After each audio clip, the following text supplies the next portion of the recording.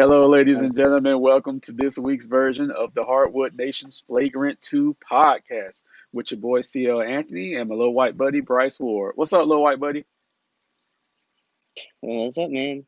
Love the intro as always. I mean, next week I might call you a bitch ass white boy, but we'll see, right? You'll get canceled for sure. They're trying to cancel me if I call you a bitch ass white boy. Hey, that's a Facebook's comp. already trying to cancel. Look, that's a compliment now. Luca got called a bitch ass white boy, so I'm giving you a compliment there. You know what I'm saying? If he gets called, it's okay. All right, so let's go down this list of standings here. The updated standings since we did our last video, our last podcast, forgive me. I'm going to start with the Western Conference. You tell me how you feel about these series as I go down the list. We'll kind of bounce off of each other with that. So, Lakers at Portland. You picked the Lakers to win the series. I picked Portland to upset the Lakers. Right now, the Lakers are winning 2 games, 2-1. What have you seen that stood out so far? Um, well, especially in last night's game, it seemed like it's just on the big two in LA. Mhm. Like, it's almost like a joke how the supporting cast has been playing. Kuzma is like still out there doing his thing, but like outside of that, it's like it feels really bare bones. So, I mean, huge stat line from LeBron last night and a big enough supporting stat line from Anthony Davis. And not downplaying that, he played really well, I think, especially in the second half. But his stat line probably would have been I don't know, like player of the game any other game. But LeBron went ham too. And so that's what had to happen.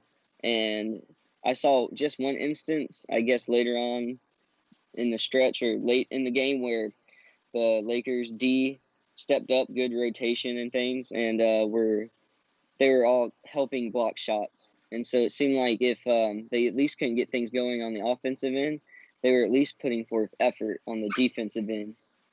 So they did enough, and then the big two did enough to pull them through. And it looks like the second game in the series, the first LA win, Yeah. uh, was like the start, but last night looked more dominating. I felt like on the Lakers end. Yeah, I mean, game two, Portland didn't have Dame at the end due to the finger injury. I know Dame played last night. I didn't see his stat line, so I'm not sure how effective he was. Status quo, the Lakers should win. I'm not changing my pick. I still went with Portland to upset the Lakers. So hopefully Portland can still make it interesting in the next couple of games. I mean, they're going to have to if they're going to survive this. But status quo, the Lakers should win a 1-8 series with Portland. All right, so the next series we have is going to be the Rockets at, forgive me, whoa, the Rockets and the OKC. I know OKC was able to steal a game yesterday. I know Chris Paul had a good game. Who else stood out? Um, Schroeder Schroeder stood out, and also then stood out. mm, Um, I'm trying to think. There was a kid or a name I didn't really recognize. yeah, there's a young kid named Gilchrist on the team. Yeah, I think it might have been him. But it looked like it was a mostly full team effort, and it looked like it was probably led by like a steady Chris Paul throughout the whole game because I believe the game went to overtime. Yeah, it So did. it Yeah, must have been at least close. yeah, it went to So overtime. it looked like it was like the perfect team effort for OKC, and Harden did his thing. But it looks like not having Westbrook is definitely hindering them. So, but they're in the game and they almost won. So I think this was like perfect scenario for OKC. I don't know if they can pull this off too many more times. I mean, based on the other games that we saw already. Yeah, if they can keep winning without Westbrook, that's good because it'll give him more time to heal because they're going to need him in the next round against either the Lakers or Portland. So just imagine Harden and Westbrook going up against that weak backcourt for the Lakers, right? So rest rest him, yeah, rest him now because if the Lakers think they're catching hell with Dame and Lillard, just wait till they see Harden and Westbrook. So it's a possibility that may be your second round matchup. That's why I said this year with LeBron, it's going to be one of his toughest years to get back to the finals, just seeing who he has to go through. All right, so the next matchup we had. Utah at Denver. I know you had Denver winning the series. I actually had Utah upsetting Denver. Right now, Utah is actually up 2 games to 1. This is the series that a lot of people aren't watching. I will say Utah beat the brakes off of Denver the last game. Um, any thoughts Mm. on this one? Um, yeah, I don't know what Denver's gonna have to do, but Conley looks like he just didn't miss a beat. He just seems Right. so consistent in that backcourt between him and I You always want to always say you always forget his name, Donovan Mitchell. Mitchell. I always want to say Mitchell, and then the name Murray pops up into my head, and I It's for just like I Denver. second guess myself. So, Right. but that like I saw a score like near in the fourth or Hmm. something, and I was like, is this real? Yeah, beat the brakes It off was of just him, really bro. surprising. So I don't know if they're gonna have to slow him down somehow. But if Utah keeps playing like that, then I don't know how much of a chance Denver stands. I mean, Right. It's a but they were combination of hitting everything. It looked like. yeah, it's a combination of a couple of things. Denver's a good defensive team. They're not a great defensive team, and Utah is extremely hot right now. Nurkic is a great player. Defense isn't his strong point. On the other side, Gobert defense is his strong point. So it's a good matchup, but it's not a favorable matchup for Denver, which is why I went with the upset, which is why Utah's beating them right now. So it's still early. We'll see what happens. All right. So the next playoff series, the Clippers at Dallas. The Clippers are winning the series 2 games to 1. I'm really happy Dallas won a game. I needed this to be a close series per my prediction, even though we both picked the Clippers to come out on top. Your thoughts on this one? Dallas has actually been like putting up more of a fight than I originally thought. Not that I didn't think they could. I just was kind of wondering just how consistent in like a playoff setting, Hmm. like because they're just so young. So, All right. but This is the they're first time. proving themselves. I feel like the Porzingis ejection in game one really hurt that one, Right. and that Right. game was close, I believe. It was. They were. Dallas And was winning the whole game. hmm so you wish you get to see that one end with Porzingis still in the game, just see what happens. Uh, game two was it Kawhi did his thing, just Yeah. took Kawhi did over his thing. Yeah. basically. Yeah. hmm And again, game three, you see Luka come out with an ankle sprain, I Yeah. believe. Yeah. I don't know how late in the game it was, but you know, you just hate to see it, especially right now in the highest stakes. You know, They're saying he's on track to play today. It's the playoffs.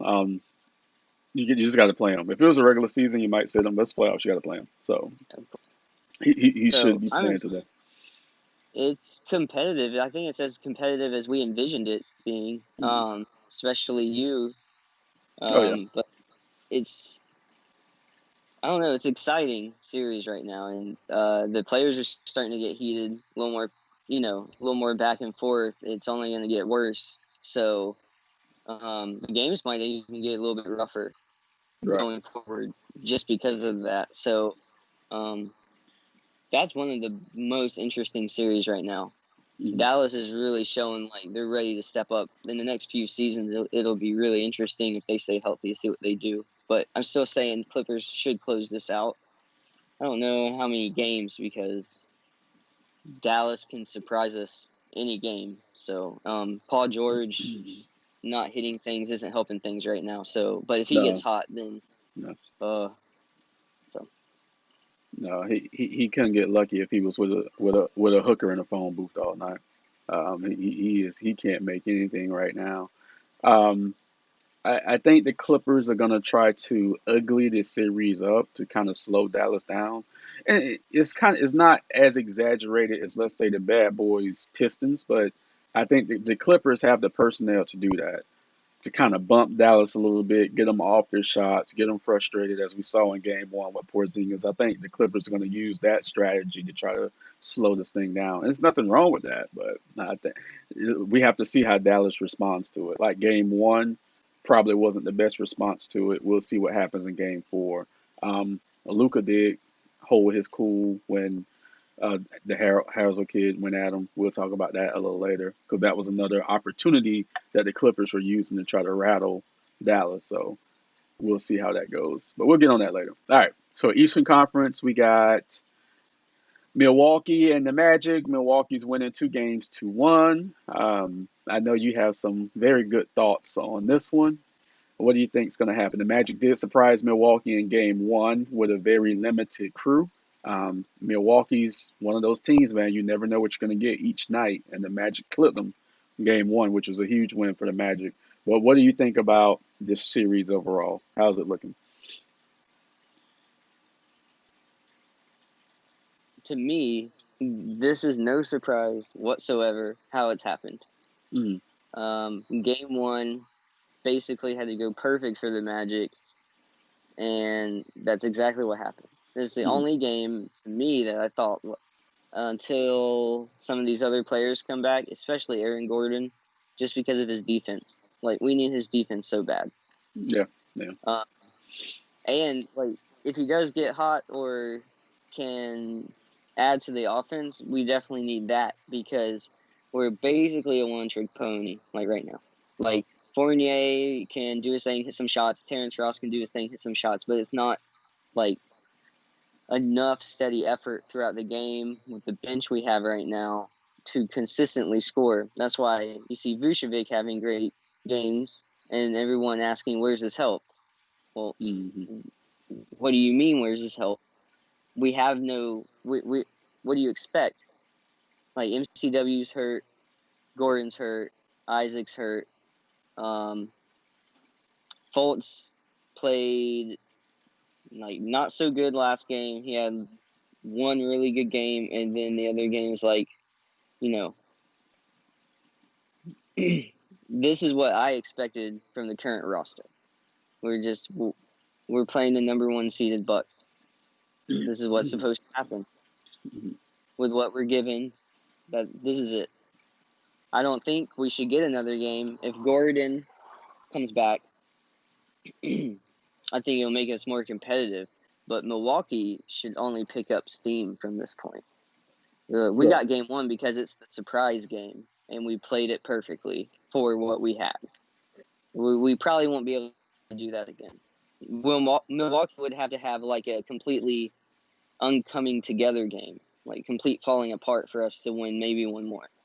Right. So I think this series is pretty much gonna go Milwaukee winning out probably.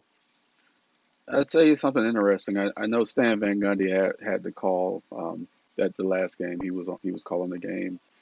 The playoffs are about adjustments, adjusting to each other. You play each other essentially 4 times in a week, so you know each other's games inside out. So it's who is going to make that adjustment. So with Stan Van Gundy calling the game, I was just thinking, okay, so Stan Van Gundy's coaching style for the better of the team and for the good of the team was the inside out basketball style. It's simple. Teams have won championships with it, like the 94 95 Rockets have won championships with it. The Lakers, to a certain extent, when they wasn't running a triangle, they would go into the inside outside game. That's how you can beat Milwaukee. When you have a strong, dominant big man like Vooch is now, just killing the Bucks. Maybe the Magic need to switch. Clifford needs to make that switch to the inside outside game and just be like, look, tell your shooters as soon as that ball comes out, be ready. Because that's all y'all got right now. You know what I'm saying? Yeah, It's all y'all got. So he has to switch it up a little bit because it's only so much playmaking that Fournier can do. Fournier is the only playmaker on the team on the perimeter outside of dropping it down to Vooch. Fultz is okay. People still don't respect his shot. So Fournier is the only playmaker on that perimeter, especially without Gordon. So now you have to just Vooch has to touch the ball every time. Okay, yeah, command double teams. Then the perimeter guys need to rotate, and that's how you can execute the inside outside game. I know teams don't use that style anymore because it's an older, slower style, but maybe that'll help with the Bucks right now. Just throwing that out there. All right, the next series, bit of a surprise. I thought it was going to be a closer series. The Miami Heat up 3 games to 0 over the Indiana Pacers. I'm not going to go deep into it. I'm just going to say for the season, for the first time in history, the Heat has been the best 3-point shooting team in the NBA. We've unleashed the hounds on the Pacers. Like the Pacers looked flabbergasted at halftime. They came back and fought hard in the third quarter, but the Heat was still able to hold them off. Any thoughts on this? I thought these games could go like either way, but it seems like the Heat just energy and their efficiency in the postseason, like with that coaching staff and some of the players that are there, like Dragic, Butler, and those guys, being on the court so much right now, it's just coming up like all heat throughout the most of the game, and like Oladipo, I don't know, he didn't start the series off, but he was there last night, Yeah, he's played the last. No, he actually right? started. He started the series. He got hurt in game one. He hurt his eye, so he didn't play all of game one. But he's been playing. Like last night, he ended up with 20 points. The Pacers are a good team. Don't get me wrong. Malcolm Brogdon, their point guard, I absolutely love. He had a career high 34 last night. He's a former Rookie of the Year. He's a solid guard. But when you run into a team that's this hot and this confident, and I might kick myself for saying this because I'm trying not to sound like a homer. The Miami Heat have had one goal all season, and that's to beat Milwaukee. I don't care if it's the regular season. I don't care if it's the playoffs. That's the only thing they've been fixated on all season. And now they find their way one game away from a potential Heat Bucks matchup in the second round. We almost swept them in the regular season, and Mm-hmm. it's like Milwaukee. I'm sorry, Indiana right now is just a casualty of war. Like we don't care who we're playing right now. We're gonna go through them because we want Milwaukee, and that's the way Miami's playing right now, dude. It's crazy. Like they're hitting everything right. Dragic had like, Everybody last night. what's up?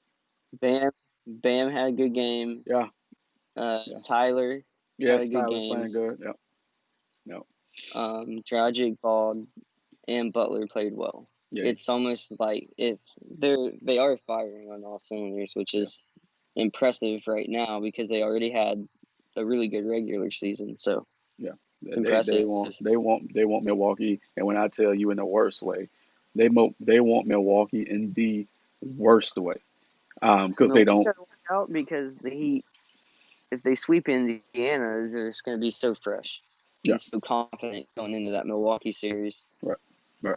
It is Kendrick Perk. Okay, ESPN asked the question because now you can kind of see how things are shaping up. ESPN asked the question: who does Milwaukee have to worry about in the East? And everyone was saying, "Oh, Toronto, Toronto, Toronto." And then Kendrick Perkins was like, "Wait a minute, they won't see Toronto until the conference finals. Maybe they might not get out the second round with Miami." You know what I'm saying? Stephen A. Smith has been talking about Miami all year, potentially knocking out Milwaukee. Like the national media hasn't given Miami credit. Fine, I get it. People hate us still. That's fine. It's okay.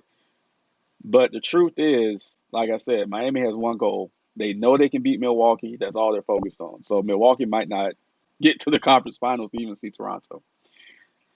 The next series, to me, is the biggest surprise of the playoffs right now. Boston absolutely annihilating Philly, which God, I didn't see it. I don't know. I don't know what's going on. Philly is Mm-hmm. imploding. Embiid screwed up game three at the end of the game. Philly was actually winning that whole game, and Embiid gave it away at the end. Um, I absolutely think that today Boston's going to close them out, and I think Philly's going to be blowing up in all season. They're done. Mm-hmm. There's too much money on that payroll for this. How do you feel? It just seems like all of Philly's problems are getting amplified by this Boston team. Like Yeah, they just yeah, took advantage of them from the very beginning. Brad Stevens is kudos. uh, yeah, like he's a, people talking about him kind of like he's just like this wizard behind the scenes, right? Like he just really knows how to handle teams, and his players are executing whatever this plan is. It's like perfectly. His guards are playing well. Kemba had a good game the other night. It just seems like Boston's firing on all cylinders, Hmm. Hmm. and Philly is talented, but there's something about the leadership and like the psychology there. They're weak, it seems, mentally, Right. and I think a lot of that is because Embiid, who is their leader on the court, seems like he's weak mentally in important moments.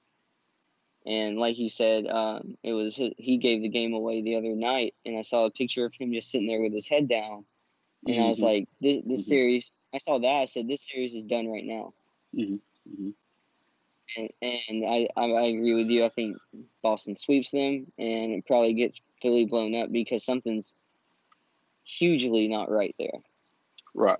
Um, I saw there's been so many funny memes and stuff about Philly, but they're like, your boy Tobias Harris and what's his name?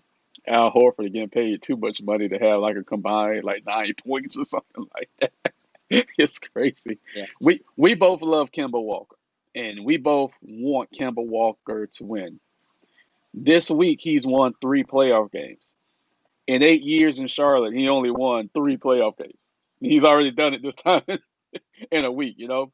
So I'm yeah, very happy with Kemba Walker right now. The next series, I refuse to talk about. Toronto's up 3 games to 0 on Brooklyn. Brooklyn shouldn't even be invited to the party. I'm sorry. So kudos to Toronto for hopefully wrapping this thing up quick. Um, so yeah, I have nothing to say. I'm just looking forward to the second round matchup of Boston and Toronto. yeah. Anything you want to That's talk about? more. That's going to be more of the competitive series.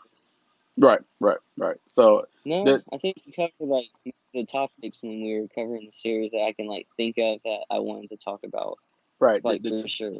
Well, I know you tweeted about the Magic. Some thoughts about the Magic. What is it about the Magic fans? I have your tweet up on the screen right now. I know you can't see it, but what is it about the Magic fans that irk you so much? It just seems, and maybe it's like I'm looking at it through a filtered lens or something. Like maybe I'm just seeing like certain, I don't know, voices, but it's like no one stands out to me specifically. It just seems like it's just so back and forth.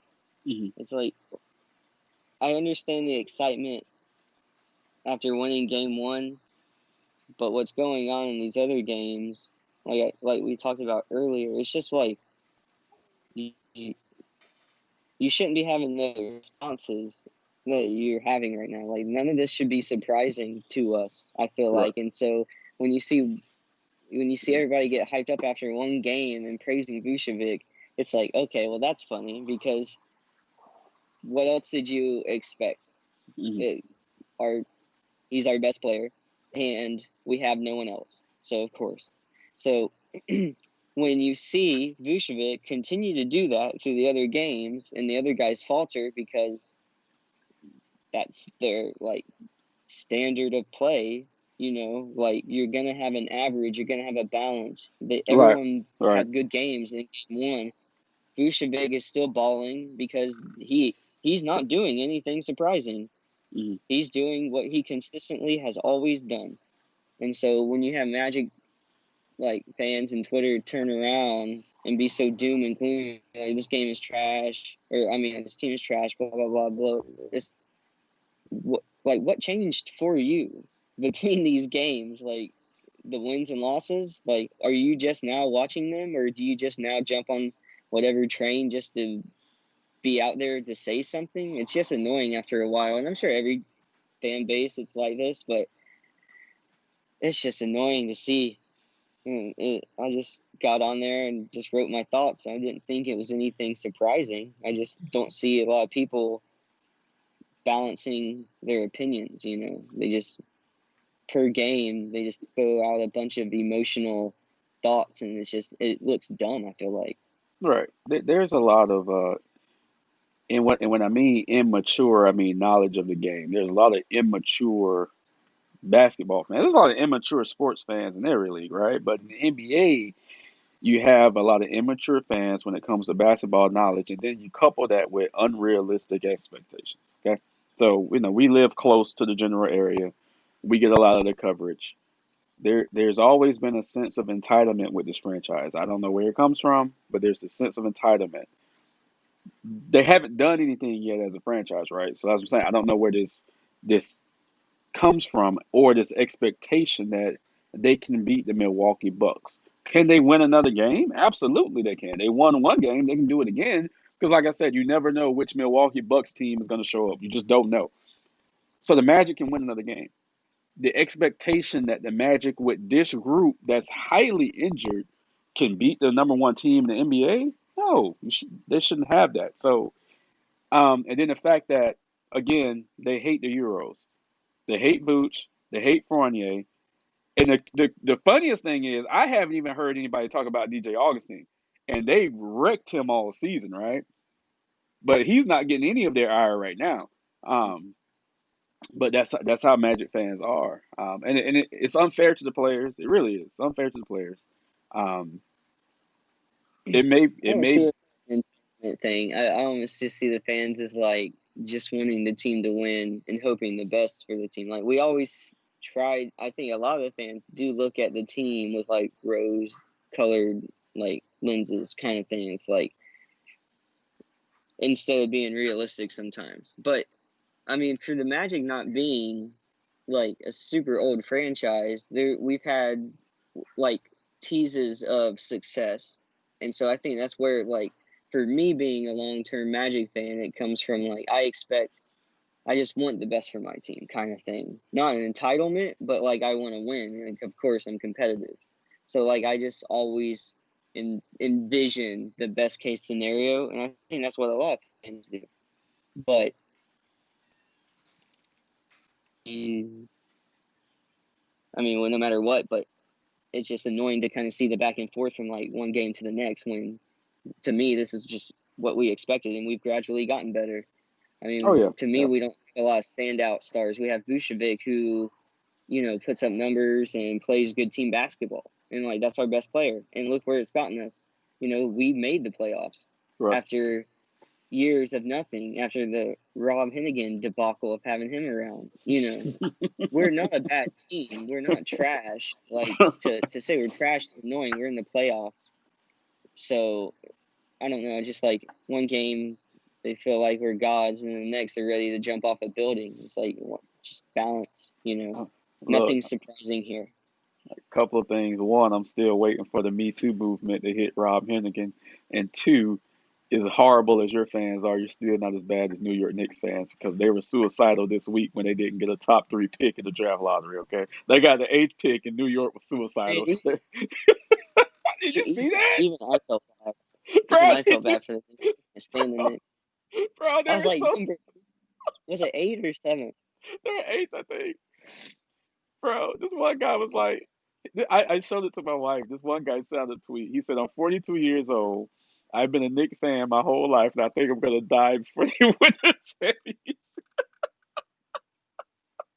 Bro, It's that's so. it's it's what they get for acting Porzingis the way they did. Oh my goodness, I love New York. I love you. I swear to God, I love y'all. I swear to God. I think Melo wins. Yeah, yeah. If Melo wins, they're definitely gonna jump off some bridges up No, there. no. Where do you think LaMelo is that the kid's name? LaMelo Yeah, Ball. Lamelo, my ball boy. Yeah, yeah, my ball boy. Where do you think I. he lands? This is what I'm gonna tell you. That's why the Knicks fans were so upset that they didn't get a top three pick because he's projected to be drafted in the top three. I think the Knicks they're gonna swing a trade, get into the top three. I think they're still gonna draft him. They're just gonna have to give up the house to do it. They got a couple of young assets on the team. R.J. Barrett being their main piece right now. I don't see him playing well with Lamelo. So and he's a good rookie from last year. So they'll definitely dangle him to try to get into that top three. They're gonna go all in on this kid. So even though they're eighth now, it's still not over with for them going after Lamelo. So I mean, if he really wants to force a Okay. trade, he can force a trade too, and just be like, I don't draft me because I'm not playing there. Like he can do that. So um, think I he would do that and just like yes, what was one of the yes, teams to get him? Chicago? yes. Like what if Chicago picked him? I no. Uh, Minnesota got the first pick. Um, they Right. necessarily don't need a guard because they have Russell up there. When you have D'Angelo Russell, he needs to be the one running the show. So, Chicago, I believe, are the second or third pick. Chicago is an absolute disaster. They just fired their coach. They're an absolute disaster. So no, I think New York's going to swing a trade to make this work. Um, So the last thing that we want to talk about, it's something I want to talk about. I just want to hear how you feel about it because I know the Twitter ninjas wanted to cancel Harrell from the Clippers. I wanted to know if he was going to get suspended for calling Luca a bitch ass white boy. Some people claimed it was a racial slur. You know, the statement "bitch ass white boy" was a racial slur. I actually disagree with it being a racial slur. Is it derogatory? Yes. Is it obscene? Yes. The bitch ass part. But how do you feel about that? Well, it's I think canceling people is weird in general. Hmm. Like for something said like that because I think the interactions like well he said it in person, so to me it's like an in game like they're they're emotional, they're going at it. Is it like a racial? What'd you say? A racial slur? Well, yeah, some people actually labeled it as a racial slur, and that's where I'm like, okay, I think, I think that's where we disagree. I think absolutely is a racial slur because hmm he said white boy. hmm So if he just called him a bitch ass, then it's what you said it is. But then he adds the white boy. There's no way it's not a racial but slur he's a white because he boy. said it. He's a, Well, exactly. There's no so way it's not. What I'm saying is, should he be canceled? No. He said it to probably the most balling white guy right now, and right, so you just said and it, and that's you why know I you said want to say white boy. You so, said white guy, but you want to say white boy. In essence, he is a white boy. So right, so yeah. check this But out. what I'm So saying check. is the way he said it. No, Uh, no, no, no. We know exactly how he meant it. Okay, but there's no. But should he be canceled? No, they're playing ball. They're going at each other. But that's right, what I'm saying is like people are so quick to pull the trigger on that thing. I think it's ridiculous you're when, right. like, You're right. clearly look, Luca can't say something similar back. Like he just can't, Mhm. right? And I think that's fair. Okay, He can in Slovenian. even though a lot of people disagree, right? He But can Luca he can won't. say it. He But can say it in but Slovenian if he wants. We won't know. but but Luca won't back down, and we show he doesn't back down from adversity, and he's just going to prove himself with this play anyways. So that's going to be more impressive. Luca's all he did was piss Luca off, probably. Like, if anything, he's only going to entice more intense play. So, to me, it's just the competitive nature in all of them. But, well, I mean, did it come from like a mean place? Maybe not. But was it a racial slur? I don't think it was racial. And I yes, know. And here's why I don't think it was racial. Here's why I don't think it was racial. I know this is great, right? Here's why I don't think it was racial. Because like I said, same. that you have to break it down. So bitch ass, yeah, vulgar, derogatory, shouldn't have said it. White boy, he's a white boy. You just say he's a white guy. Even if he would have said bitch ass white guy, would that have been racial? No. Now, this is what would have crossed the line, right? So if he would have said bitch ass redneck or bitch ass cracker or something, right? See.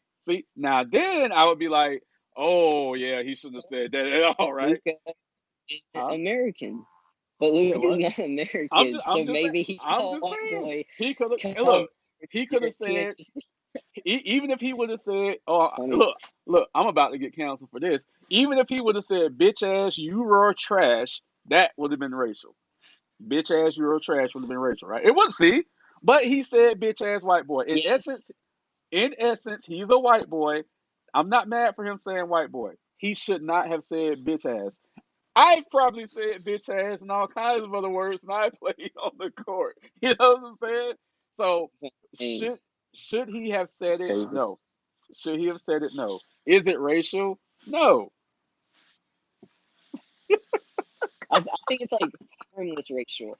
It's Say like what? it's like I think it's like harmless racial, and that's like a lot of people maybe don't think that could be a thing, but I think when I don't know you're in that environment and stuff, it's like you're going at each other. It's fine. Right. It's just their spirit. Bitch ass, Like yeah. I don't think he really meant anything harmful by it, but he's it could be construed as Yes, that it way. can. So It can. You're it's fine. absolutely right. It can be construed as that way. But I think everyone's looking for a powder keg to blow up right now. So everybody's trying to nitpick and stuff like that. He called him a bitch ass white boy. Again, if he would have called him a bitch ass cracker or a bitch ass redneck, yeah, fine. Suspend him for a game, whatever. Shouldn't say it, right? I get it. Or Euro trash. I think Euro trash is like the harshest thing he could have called him. Let's be real, right? He I didn't. didn't think of that one. That's the one you hear too often. But it's there. It's there, right? Yeah. So I definitely wanted to bounce because when I saw these people on Twitter overreacting, I'm like, what the hell is this shit? So yeah, hey, you It's if just they ironic because on his jersey on the back it's like equality. It'd be different if it just had his name on it right now. It's like I'm about equality. look, It's just Facebook funny. Facebook is already canceled us, so YouTube's gonna cancel us next. They're gonna like, you can't I know. use Euro trash on YouTube. Like, watch me. We'll go Euro somewhere trash. else. Yeah, we'll go It'd be somewhere else, damn it. hilarious. We got canceled for Euro trash. Yeah, we got canceled for Euro trash. No, no, Luca's absolutely fucking amazing. And like you said, if it did anything, it just lit more of a fire in him. And that's why I mentioned Hmm. earlier, the Clippers are going to try to do everything they can to shake Dallas because Dallas is just so impressive. So they're going to they're going to throw everything in the sink at Dallas to try to shake them.